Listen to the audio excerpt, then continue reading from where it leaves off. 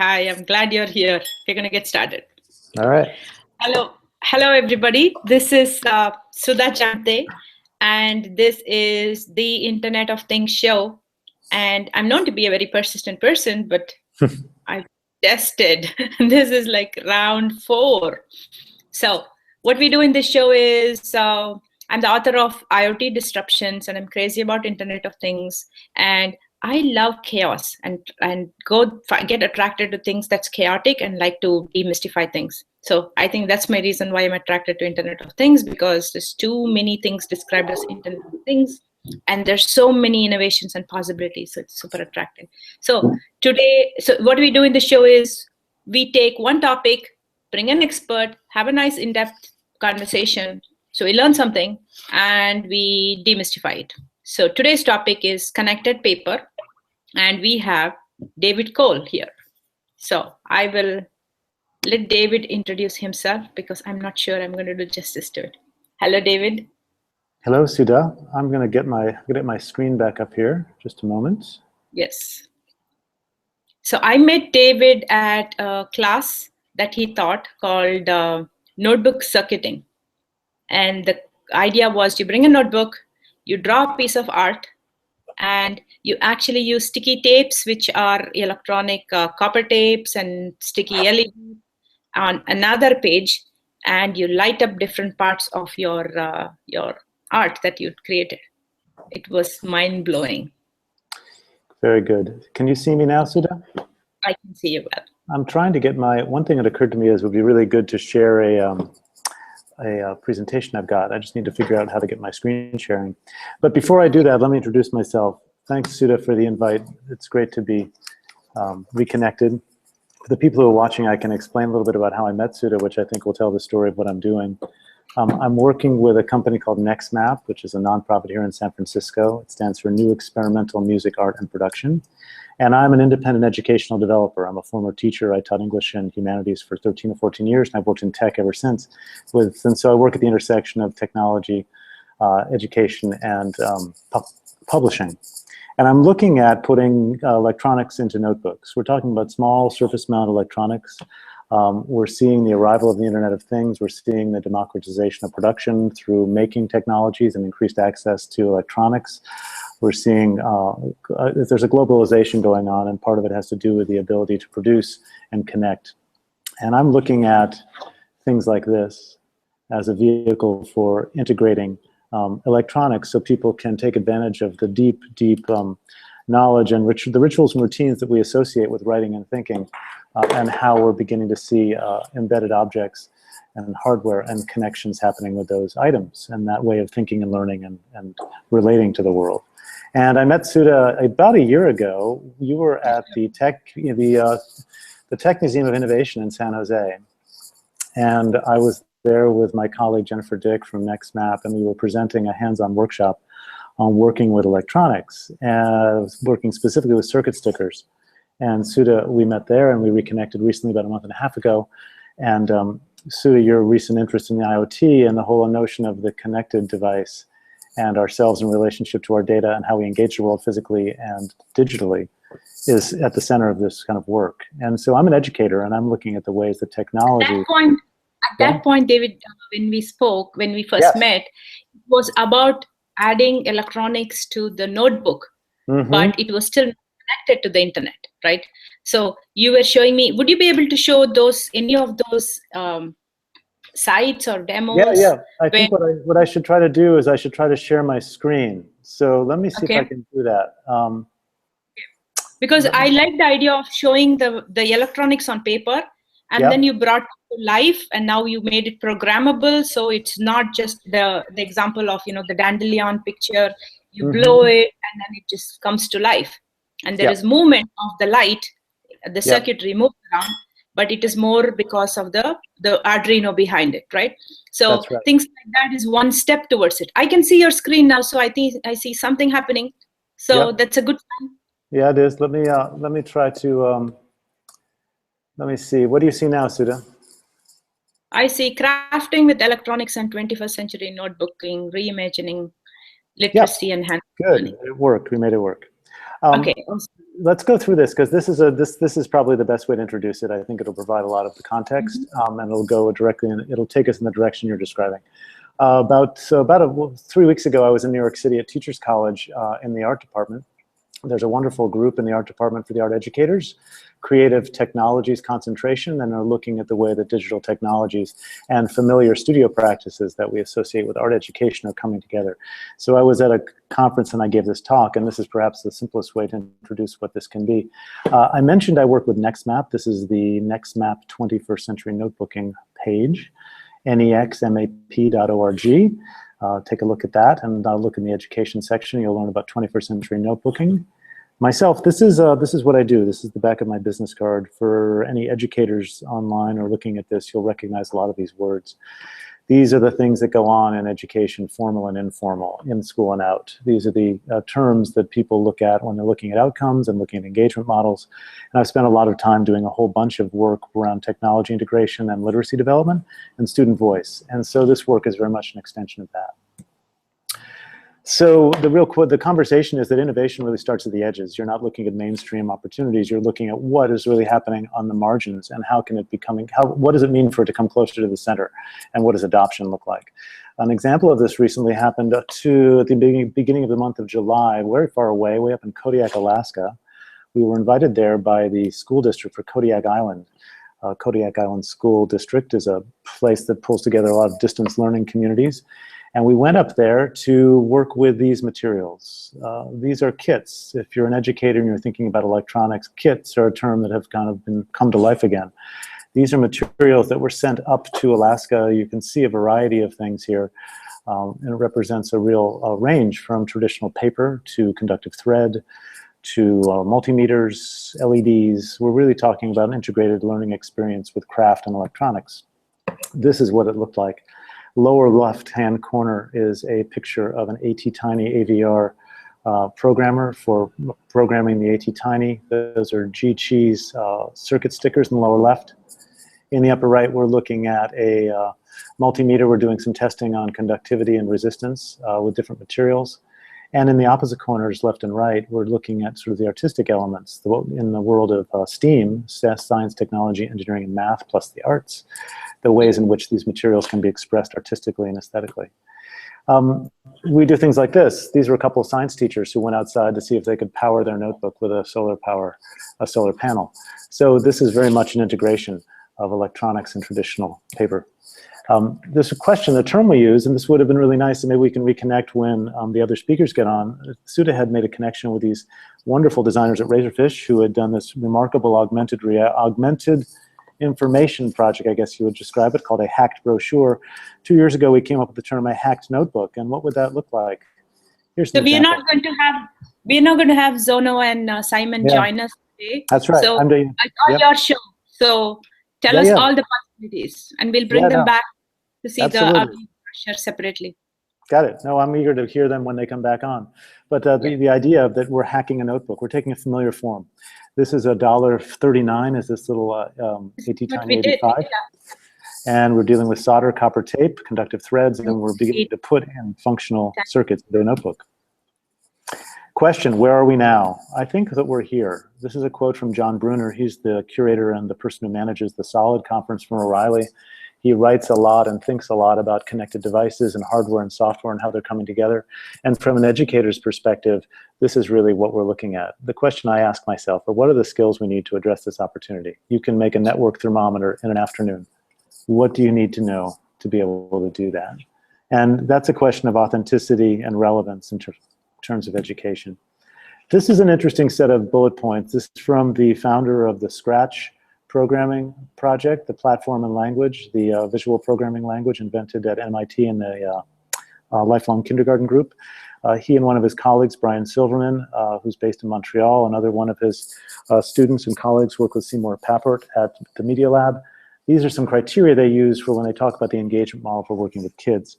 Very, very powerful, interesting set of can you tell us, I know we spoke about the low floor wide walls. What does that there's a term that, oftentimes we think of things that have low floor, high ceiling. I mean, it's easy to get access to it, and you can go very high. It's a phrase that really describes sort of vertical vertical skills being building up. The idea of wide walls means it's an open-ended project where you can go in and you can go in a variety of directions laterally. And I think one of the things that's at the center of the engagement models at the Media Lab and elsewhere when we think about creative play is that you can, open-ended projects and the ability to self-assess and self-direct are really important. So the scaffolded idea that you're meant to move forward and up and vertical is not as powerful, or it's what's the right way to put it? It's equally useful to think about moving laterally and having open-ended projects. So having a low floor, wide walls experience is a term that Mitch Resnick uses to talk about the implications and the opportunities of programming as a learning tool. So there's a lot of powerful engagement models that make their way into education, and we're exploring these in this work. Another interesting set of bullets coming this time out of the advanced manufacturing research that DARPA has been underwriting for a number of years. Recall that this work is manifested most immediately in the Fab Lab network that's been running by Neil Gershenfeld at MIT. And this is the creation of maker tools at scale, happening globally in the Fab Lab network. And DARPA has been underwriting work on advanced manufacturing tools. And these two major bullets develop open source kits, develop projects whose performance results. I would hate to interrupt. Would you be able to show any of these? Because it's a lot of stuff you're giving us. Yeah. Yep. Let me move quickly through it. I'll move right into the pictures here. I'll start moving it along. Okay. It's about technical and expressive expertise, two ways of learning. Traditions and innovations is what we're about, trying to tap both. We think of the notebook. We have lots of familiar ways we understand the notebook. Authors, artists, engineers, scientists, and it's really a question of new literacies. This picture is very important for the work we do. There's a connected Wi-Fi dev board in the upper left. There's a personal CNC milling machine. It's about 12 inches square. And Chibitronics, which are circuit stickers that we're working with. Electronics and digitalized material. These are the materials we're working with, putting them into notebooks, LED stickers, programmed effect stickers, and sensors and microcontrollers. And we have a prompt, what if your notebook had a light bulb moment? That's really our essential question. Here's what it looks like when you start to put electronics into notebooks.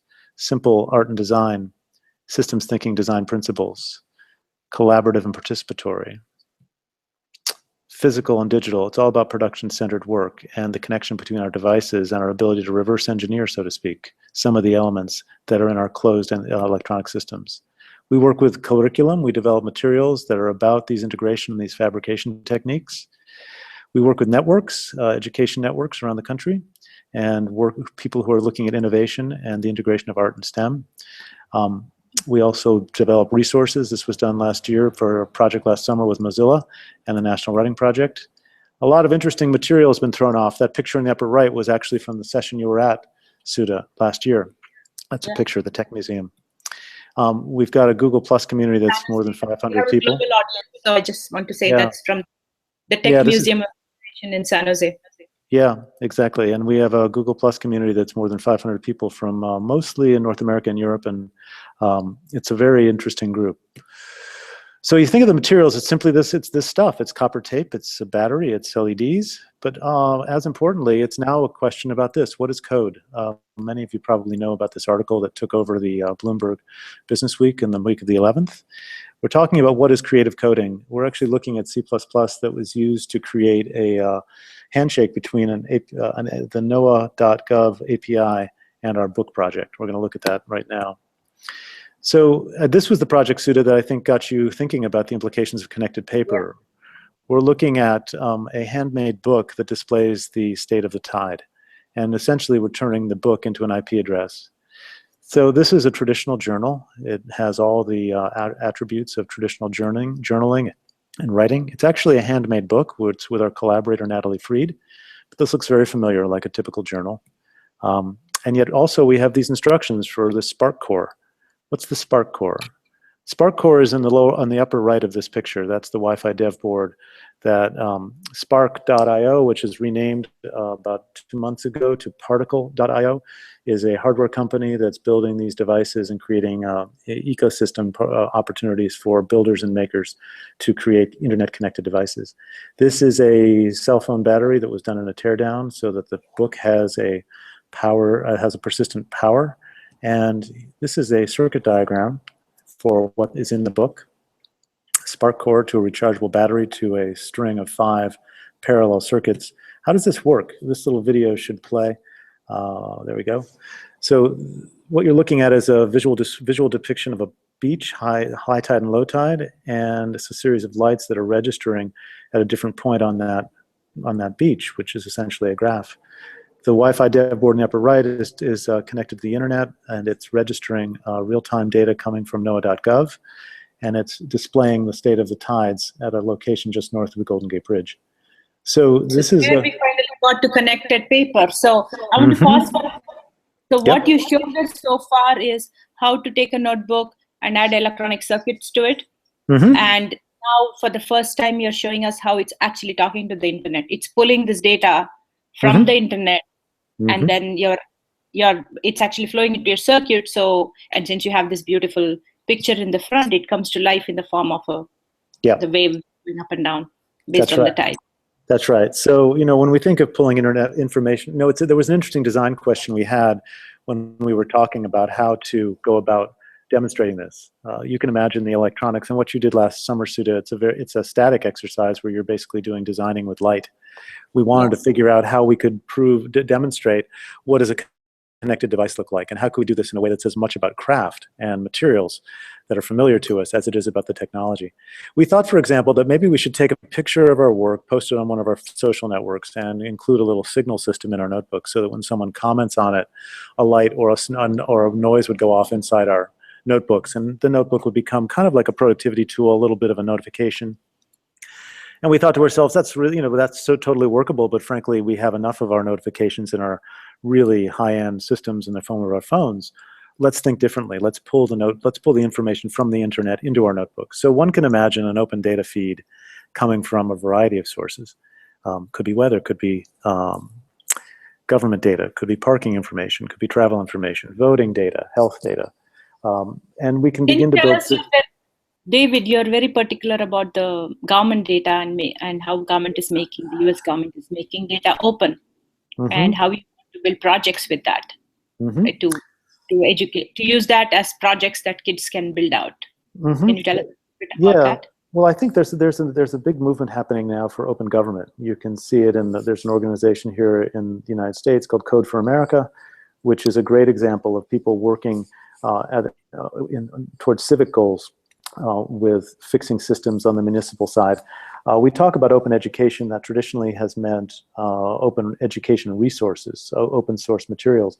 But I think what we're starting to look at is that open education is that people with their devices can have access to information and can begin to build and shape and fabricate around open information and open data.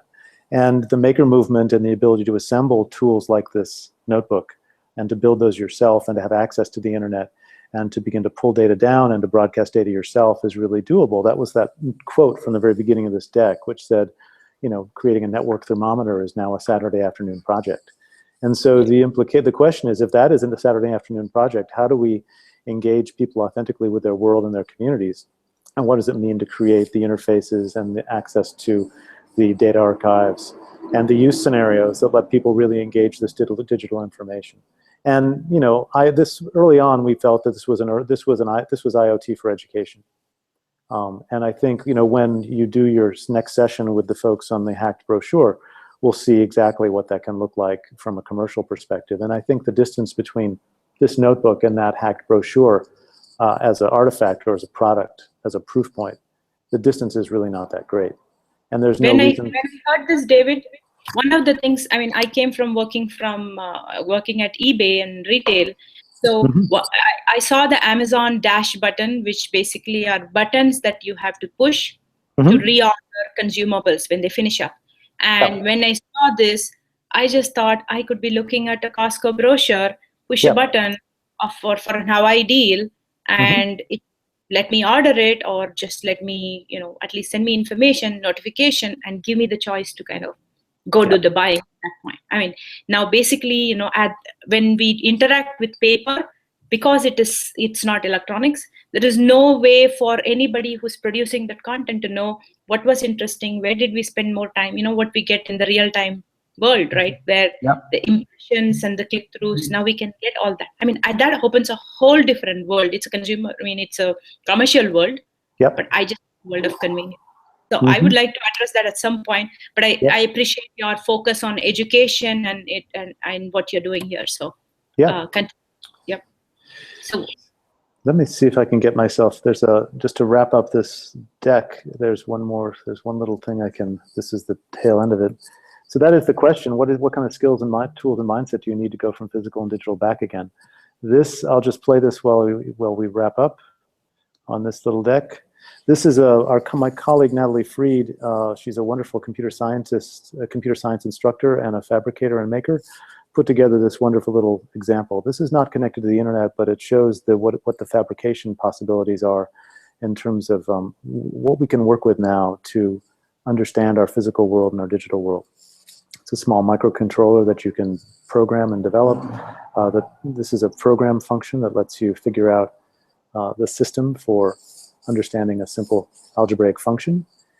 So these sorts of fabrications, these kind of building opportunities are really powerful. And working with open data, local data, materials, electronics, doing it in a form factor that's very familiar, paper and a notebook, is a really, really new and interesting way to think about learning. And so this is really what we're about. So Sudha, when you talk about connected paper, paper has been around for thousands of years. Paper as a substrate and as a connected surface is going to become increasingly important. And so I really feel strongly, and I'm very passionate about the possibilities for educators. So that's the session that I gave. If I can get myself out of this view, I can get back and talk to you directly, Sudha. Let's see if I can do that. It's showing us your email now. Yeah, I know, exactly. You don't need to see that. Sudha, while I'm sorting out this interface, do you want to talk to me a little bit more about, can you explain a little bit more about what you saw on the dash button? Because the whole experience of this connection is really, really powerful. Sure. I'm really interested in why you thought this was a relevant thing for you on the IoT side, because early on, this was exactly what I was thinking. This is IoT for education. What does this mean in terms of use scenarios? What does this mean for mechanical, electrical, engineering, industrial design? What do we need to do to package this correctly? How can we prototype it effectively? It's been interesting to kind of have a chance to rethink this in our own conversation. So I'm curious what went off in your head that made you think this was a relevant way to think about IoT? So the dash button is from Amazon.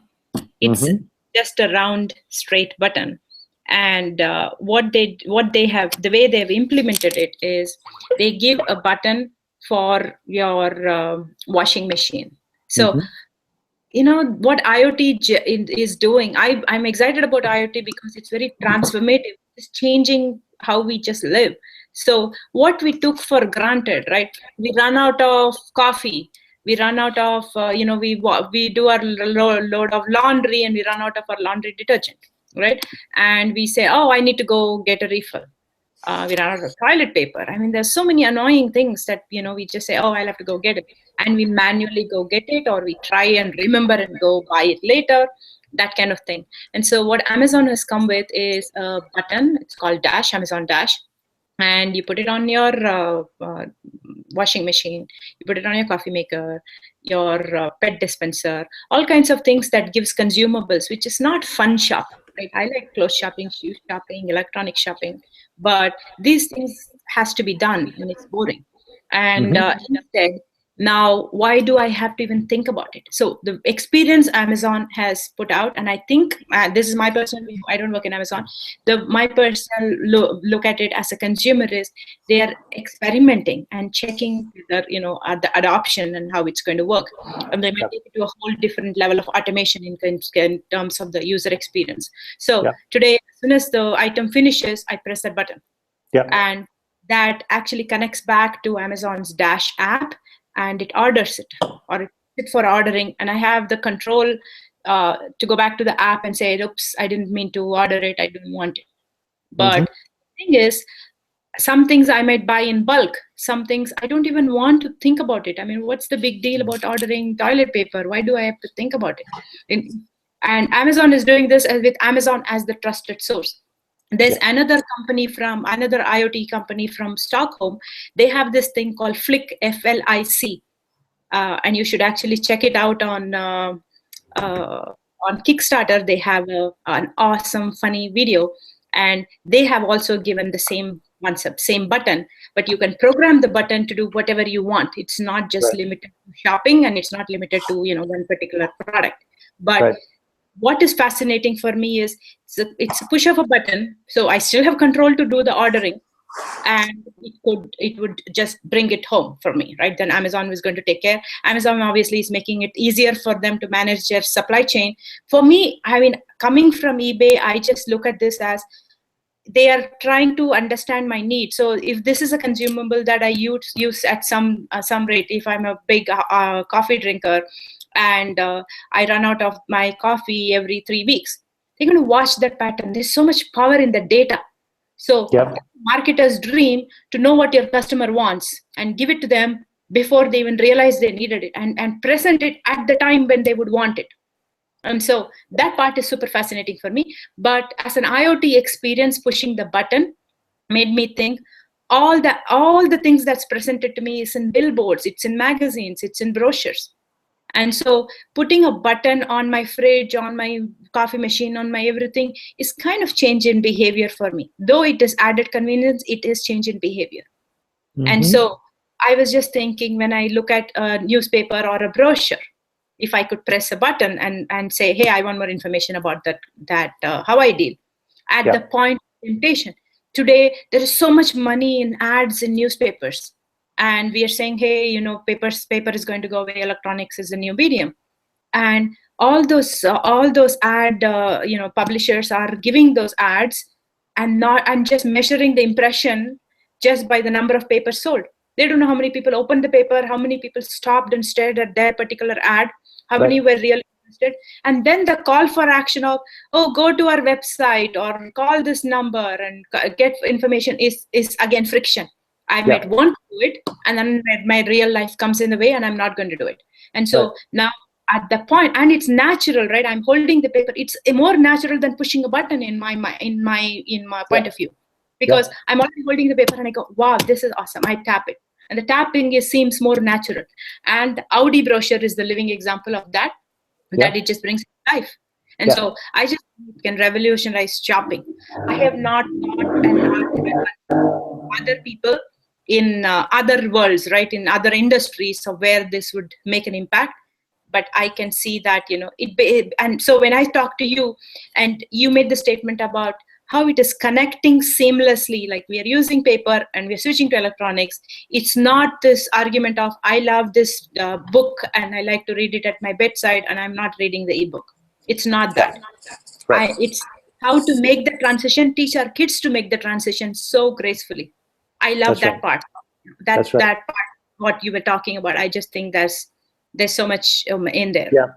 What's so interesting, everything has to have a context, right? You described the coffee pot, or you described a use scenario with a newspaper. This space I'm in right now is a place called Many Labs in San Francisco, manylabs.org, and it's a project of the Gordon Moore Foundation around open citizen science, open data, and sensor networks. And I'm working as a co-participant in a workspace here. And it's in that context you could imagine, the question I have always is, so if we were to think of the notebook as having certain features, like you say, where you can push certain buttons and you can touch surfaces with conductive surfaces, and what are the possibilities for creating connected communities, sharing information, gathering information, drawing it out into that interface. And so these use scenarios, I tend to try to contextualize myself, put myself in a situation where what are the inputs and what do I want the outputs to be? What are the use scenarios in terms of the teacher leader, the peer collaboration? What is the audience for the effort? How do I iterate and exchange? How do I support collaboration and revision in that process from a learner's point of view? And how do the materials allow that to happen easily? And there are enormous amount of routines and rituals associated with how to use these things. And I think we have an increasing fluency to how to use these things. And I think they really belong together. We're starting to see this happen all the time. The other thing, David, is, we learned as kids to use a blackboard. The teacher wrote on it, and Right. even today we have the whiteboard, right? We still write on it, and then we have, we still have, even in offices, right? We have these flipboards where we still want to brainstorm and scribble things, and Yes. do this brain map and connect things, right? There's software to do brain map, but that's not the same as sitting in a room with a bunch of colleagues and, and brainstorming things and taking it and flipping it and saying, okay, let's try this again. Right. And do it again, right? And I have been through that, where we would scribble on the board, come up with stuff, whether we are doing ideation or whether we are saying, okay, we divvy up work and here's the execution, right? And we would have that on the board, and somebody would take a picture of that. At the end of our meetings, we would take a picture of that and mail it to everybody. That's right. Be a static image with no life. We'll have to zoom and pinch to find out what did David exactly say in there. Right. I mean, we've kind of learned to kind of, live with pain.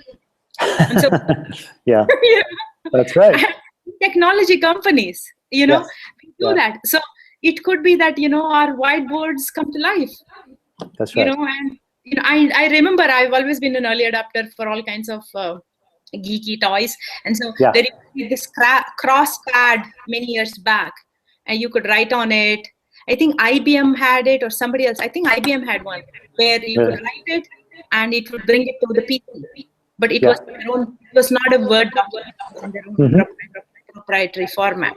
So I think all of those, what problems it was trying to solve for, can get a whole rebirth with the whole concept of notebooks, data circuits. And I do not know them. The tape that you use for building the notebook circuits, the copper tape, we find it in Home Depot in big swirls. I don't know if I get it from electronics, because they use that to prevent snails from climbing up your plants. That's right.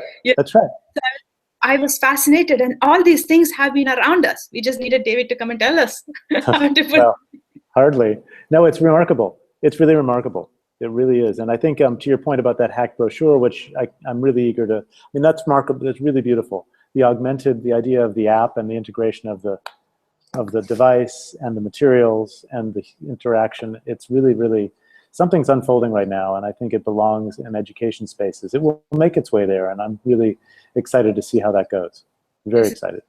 So can you share some resources? We'll have to wrap up now in a couple of minutes, so can you share some resources?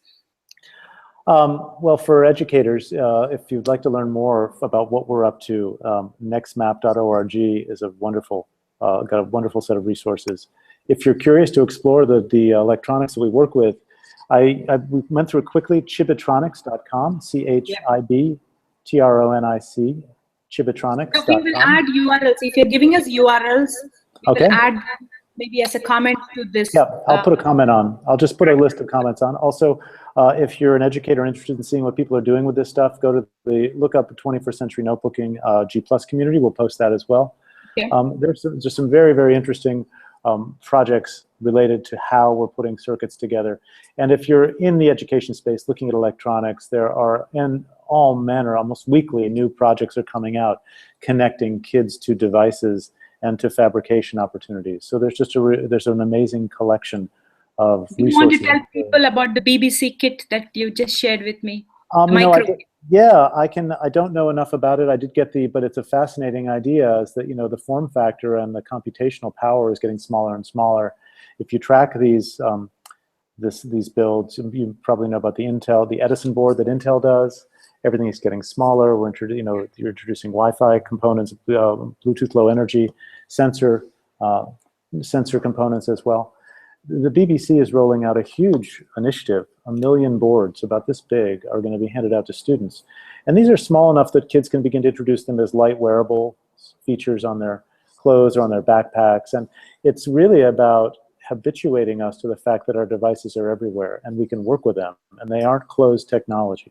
They're not high price point locked up technology. They are open source devices, and we can then use them to create communities built on those premises. So I'll post that link as well, because it's very powerful what's happening in terms of the devices that are going out into the world for learning purposes. It's not exclusively the traditional ed tech movement where you buy high-priced boxes and devices and you pay long-term service contracts for back-end support. It's a very different model.